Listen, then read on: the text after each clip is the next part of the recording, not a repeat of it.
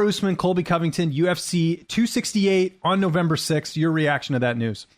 Why? The guy literally got stopped, got his jaw broken, had one fight, and now he's fighting again for the title. Like, they're just throwing the same guys at Usman over and over and over again. I don't get it. I figured Leon Edwards, somebody different. He hadn't fought him in, I don't know, several years, but at least it's somebody different. You know what I'm saying? Somebody that's kind of worked his way back up on a, 9-fight winning streak. I don't get why they didn't give him the fight.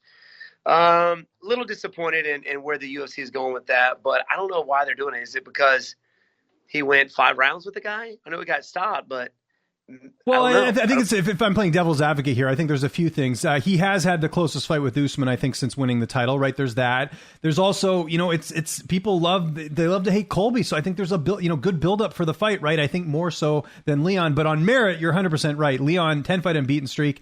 His last loss was against Usman back in 2015. So there's a lot of argument to make there, but I was going to ask you about that. Like, what do you make of the fans fixating on this 5th round with Nate Diaz when he clearly won the fight? Like, last time I checked, Nate Diaz lost both of his fights, but people are talking like he won against Leon Edwards.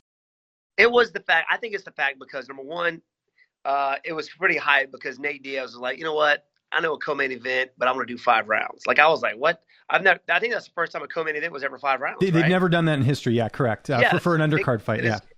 It's ridiculous how much pull Nate Diaz, even though he's lost his last, like you said, I don't know how many fights, he's still got major pull, man. He's still one of the most popular guys in the UFC. But it's the fact that he took that punishment, still dishing it back, talking crap, doing the Nate Diaz thing, and then almost knocking him out. Like put him on Wobble Street. And everybody went nuts. And, that being in the fifth round, that's the last thing people are seeing. So that's what people talk about. They don't talk about the fact that Leon won. They talk about how Nate Diaz almost knocked him out. Even though the guy could barely stand up. I thought he was just getting demolished. I mean, Leon Edwards was piecing him up, but almost finished him in the 5th. I don't know why he didn't. I don't know if he didn't realize he hurt him as bad as he did. He knew it or not, but I figured Nate Diaz was going to go in for the kill. Well, and here's the other thing too, right? Your fight with Gilbert was 3 rounds, supposedly for title implications, right? Because you've never fought Usman. And here's a fight with Leon Edwards and Nate Diaz. Nate Diaz is getting credit for a 5th round that realistically he shouldn't have got because your fight should have been 5 rounds, if anything. If we were looking at 2 fights that needed to be 5 rounds, I think you and Gilbert, with the stakes that were sort of laid there, would lead more to that. So do you think that's kind of unfair in a way that Leon had a 5-round fight and you had a 3-round fight?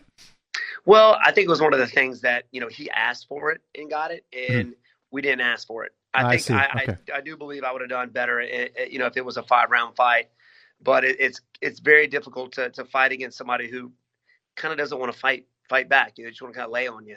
But he was fatiguing in the 3rd, so I think 5 rounds would have definitely been a lot better for me fighting Gilbert Burns. But it is what it is, Yeah, we'll get to your fight in just one sec, but I do have to ask your pick for Covington and Usman, the rematch. How do you see that fight playing out? Well, the fact, we haven't seen Colby Covington since his fight with Tyron Woodley, and that's been a while. But we have seen the tremendous improvement in Kamaru Usman. We know he's a phenomenal wrestler. He's got a gas tank, but now he's finishing guys.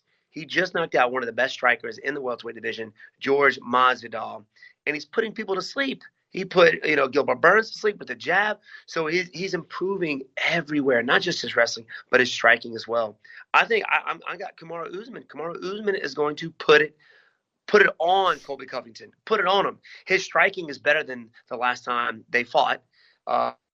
He's a very big welterweight. He's a very strong welterweight. And I think it's going to go the same way it did last time, but in shorter time.